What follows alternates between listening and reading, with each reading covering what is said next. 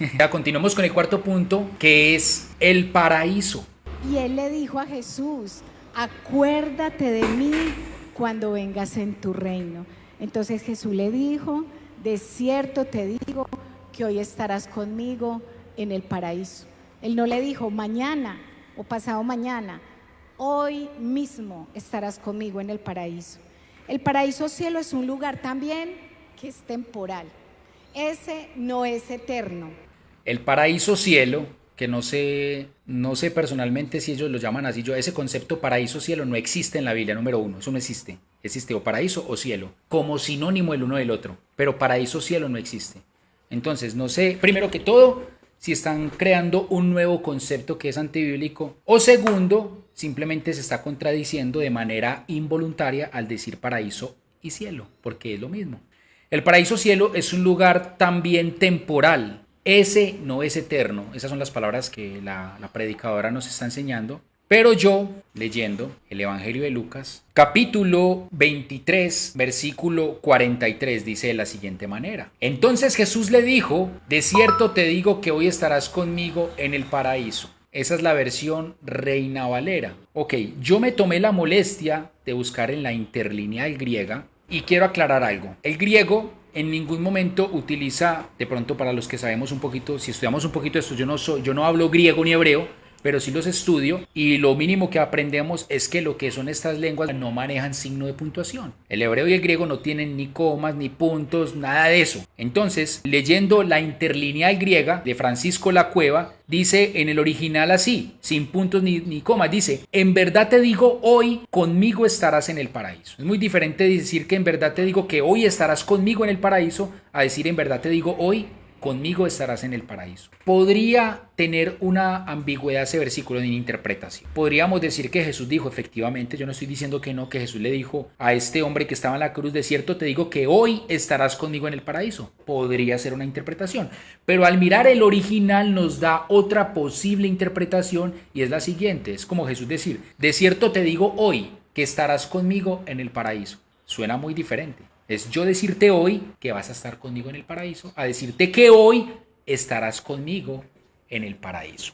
Sea la que sea la interpretación, nosotros si contáramos por días humanos, realmente, si fuésemos a contar nosotros por días humanos, realmente ese hombre, el que estaba en la cruz al lado del Señor, no recibió la resurrección hasta el tercer día. Entonces Jesús mintió. Obvio que no. Si contamos por días humanos, ese hombre no resucitó hoy, no fue al paraíso hoy, o sea, el viernes que murió. Él murió para recibir la resurrección después de que Cristo resucitó, porque los muertos no pueden resucitar antes de la resurrección de Cristo. Entonces, siendo sensatos con el texto, si vamos a contar en días humanos, por eso no podemos contar en días humanos y eso es lo que vamos a ver, ese hombre no resucitó no en ese hoy, como decía pronto mi hermana, como dice la Biblia, si la tomamos tan textual, sino que resucitaría al tercer día. Hasta ahí no podría llegar. Debemos diferenciar entre el tiempo que estamos nosotros sujetos junto con el espacio y la materia, porque sabemos que nosotros como seres humanos vivimos en tiempo, espacio y materia y debemos aprender a diferenciar eso con la eternidad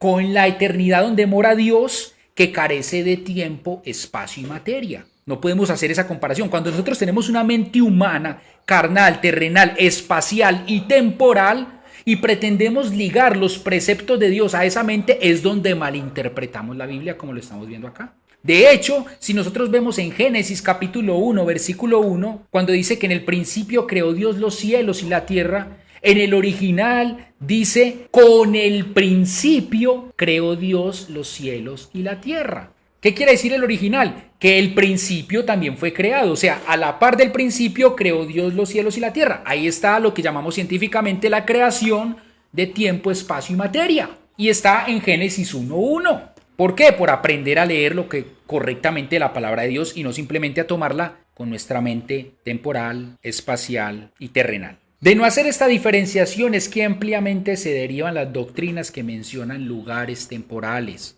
Cuando yo creo que esta es la parte más sensible a través de la cual se incurren en este tipo de errores, como el que yo estoy aquí tratando de refutar, y es incurriendo precisamente en ese error de saber diferenciar entre tiempo, espacio y materia con eternidad. Y allí da lugar para crear esos lugares temporales y sumarle más a la cuenta de lo que Dios nos ha dado, de los que Dios nos ha dado. Primero que todo, en Lucas no se habla nunca del paraíso como un lugar temporal. Ella está utilizando ese texto de Lucas, de cierto estarás conmigo en el paraíso, para decir que ese lo está utilizando para decir que es temporal y no es eterno. Pero primero que todo, Lucas allí no está mencionando temporalidad en un lugar, ni mucho menos. Si miramos también, segunda carta a los Corintios, capítulo 12, verso 2 dice: sé de un hombre en Cristo que hace 14 años, si en cuerpo no lo sé, si fuera del cuerpo no lo sé, Dios lo sabe, el tal, o sea, ese hombre fue arrebatado hasta el tercer cielo. Ahora, el tema del tercer cielo no vamos a entrar aquí a confrontarlo porque, es que hay 3 cielos espirituales. No, cuando hablan de tercer cielo están hablando, nosotros vemos un cielo, después vemos la galaxia, pero un tercer cielo es lo invisible e intangible. Pero bueno, el tal fue arrebatado hasta ese tercer cielo y sé de tal hombre, si en el cuerpo o aparte del cuerpo no lo sé, Dios lo sabe, que fue arrebatado al paraíso y escuchó palabras inefables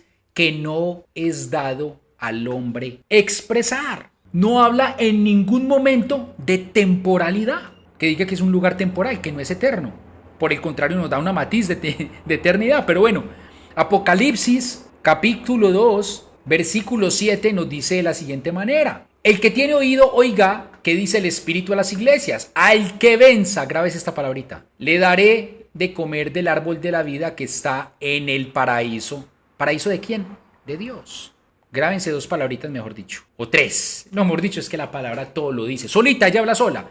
Grábense la palabra al que venza. Grábense la palabra aquí en este versículo, el árbol de la vida. Y grábense aquí el paraíso, no solamente paraíso, sino paraíso de Dios. Yo no concibo un paraíso sin Dios, ausente de la presencia de Dios, pero aquí nos están hablando de un paraíso de Dios. Y mucho menos, digamos que aquí nos muestra el paraíso como un destino final del creyente. No nos muestra en ningún momento temporalidad, sino por el contrario como algo eterno. Nos muestra esto como un lugar de meta, de logro, a lo que nosotros apuntamos y a lo que nosotros nos visionamos. ¿Por qué lo dice? Porque dice, al que venza. Ahí me está diciendo, bueno, tú tienes que vencer en Playa Baja para ir a Playa Media. Y después tienes que vencer en Playa Media para irte a Playa Alta. O sea, esto no es un reality ni esto es el canal Caracol. La Biblia no está aquí hablando de playa ultra baja, baja, medio media, media, alta y super alta. Aquí la Biblia nos habla, por lo menos hasta el momento yo conozco un cielo y un infierno. Entonces, al que venza, llegará ¿a dónde? Al paraíso. ¿Paraíso de quién? De Dios. Totalmente claro. De hecho, la palabra paraíso es el griego paradeisus, que significa parque. ¿Qué más lugar de felicidad para un niño que un parque? Ahora imagínense en un parque de Dios para sus hijos.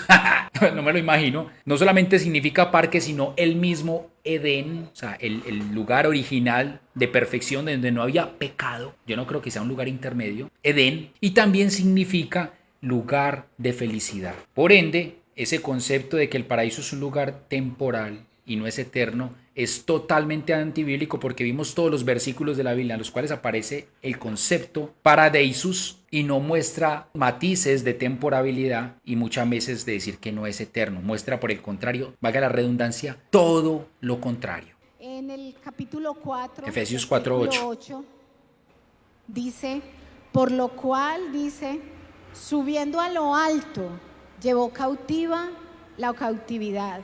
Aquí no está hablando de ir hacia abajo, ¿cierto? Está hablando de ir a lo alto, refiriéndose a la acción de llevar las almas perfeccionadas al paraíso. El seno de Abraham era un lugar hermoso, era lindo. Ella dice que en Efesios capítulo 4, verso 8 se habla, o sea, la interpretación que da ella, es que allí se está mencionando de llevar las almas perfeccionadas al paraíso. Eso es lo que, según ella, está diciendo Efesios capítulo 4, versículo 8. Por lo cual, dice, subiendo a lo alto, tomó cautiva la cautividad, dio dones a los hombres. Aquí estamos hablando de unos términos que son sujetos a interpretación y es verdad. Pero primero que todo, número 1, no está diciendo que sean las almas perfeccionadas llevadas al paraíso. Esa es la interpretación que mi hermana le da. Pero eso no lo está diciendo el versículo. Aquí nos están hablando de una cautiva y una cautividad. Ahora, almas perfeccionadas. ¿Qué es lo que cautiva al hombre? No hablemos tanto de almas como el objetivo de lo que se va a llevar. Están aquí hablando de lo que cautiva a esas almas, que es lo que se lleva cautivo. O sea, lo que el Señor se llevó cautivo era lo que llevaba cautivas a esas almas, no a las almas. Así se interpreta la Biblia, no la podemos forzar. Se llevó cautiva la cautividad. ¿Qué era lo que cautivaba o cuál era la cautividad de los hombres? Yo creo que hasta un niño en Cristo podría dar la respuesta. Una persona con sentido bíblico lo sabe, y es la muerte. Yo me atrevería a decir que es la muerte, y no solamente me atrevería a decir que es la muerte, sino vamos a dejar que realmente la misma Biblia nos habla, porque pienso que más de hablar allí de personas reprimidas, escribí yo acá, habla de la fuerza que los reprime. Eso es lo que yo vengo diciendo. Allí podría más referirse a la muerte y al mismo poder de la misma. Ahora sí vamos a mirar qué dice Apocalipsis capítulo 1 versículo 18, si no me equivoco. El que vive, aunque estuve muerto, oiga, está hablando de su muerte, pero ya vivió, pero he aquí vivo por los siglos de los siglos y tengo las llaves de la muerte y del Hades. Entonces con este versículo matamos dos pájaros de un tiro. ¿Por qué? Porque vemos que lo que ha hecho el Señor de esa cautividad es quitarle las llaves de la muerte a la muerte. Y segundo pájaro que matamos con ese mismo tiro es que vemos lo que vengo enseñando hace ratos, y es que la muerte es lo mismo que el Hades. Son sinónimos. Vemos que aquí la cautividad que quitó no son almas perfeccionadas, sino simplemente quitar el poderío al imperio de la muerte.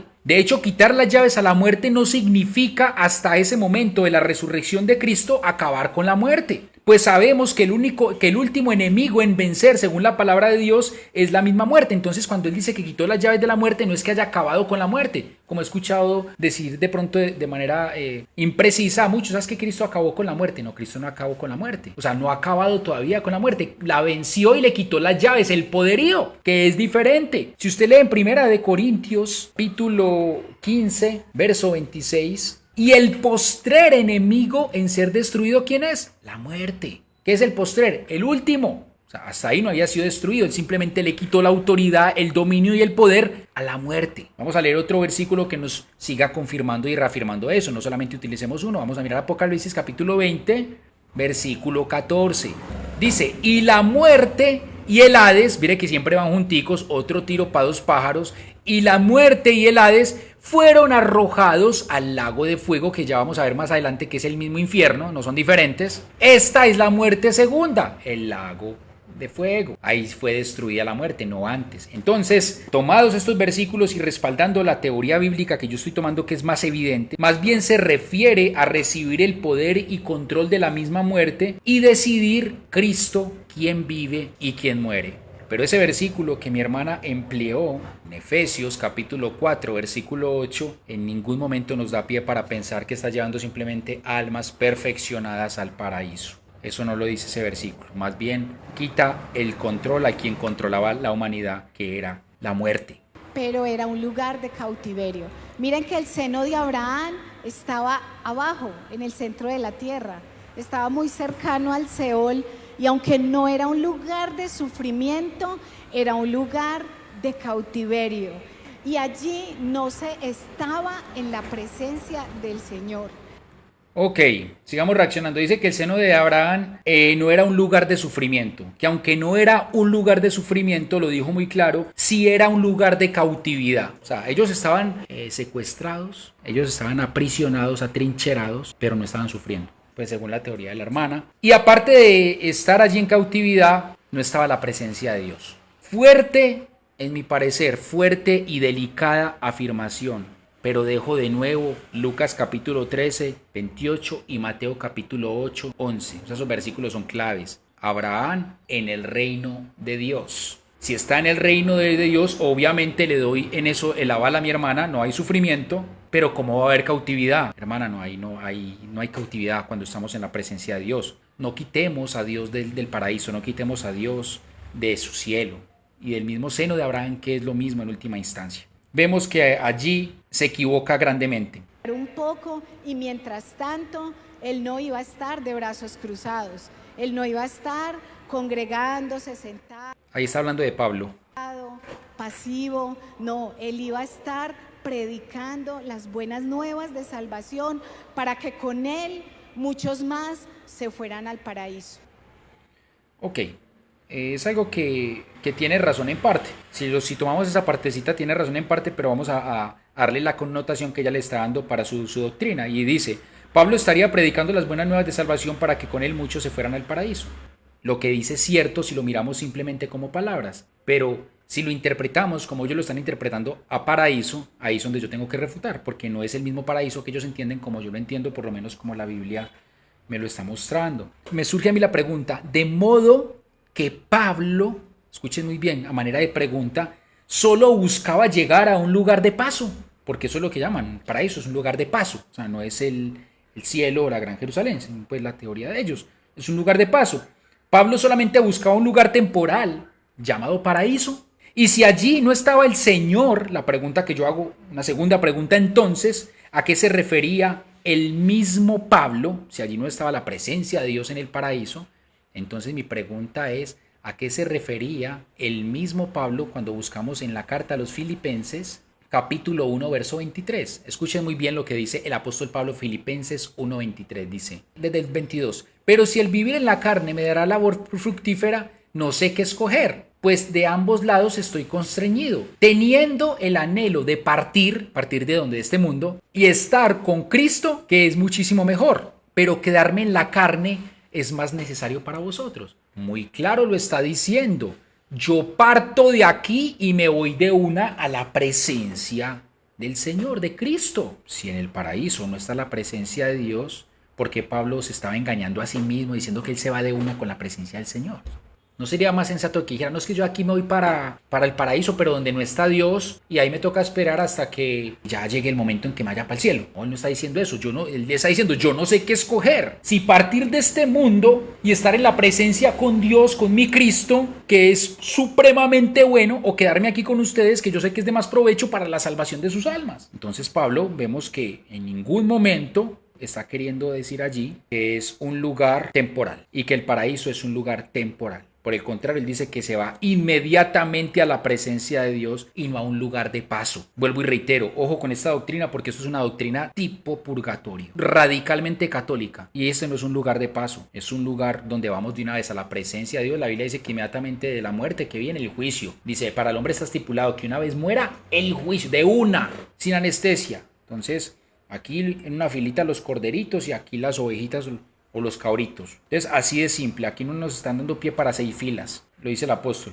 Ahora, él mismo se refería a Filipenses 1:23 como una inmediatez, no como algo temporal, y es el cielo eterno. Y no solamente se refiere para él con esa inmediatez de paraíso eterno, sino que se refiere también para las propias o para las demás personas. Y esto también lo vemos en 2 Corintios 5:8. Pero estamos confiados, mire, está hablando en plural, pero estamos confiados, aunque más preferimos, sigue hablando en plural, salir del cuerpo, en plural, y estar juntos, ¿qué? Al Señor. O sea, está hablando de un lugar donde está el Señor, no un lugar que brilla por la ausencia del Señor. Entonces esa doctrina es totalmente antibíblica. Con eso terminamos el tema del paraíso que pues, se refuta por sí solo.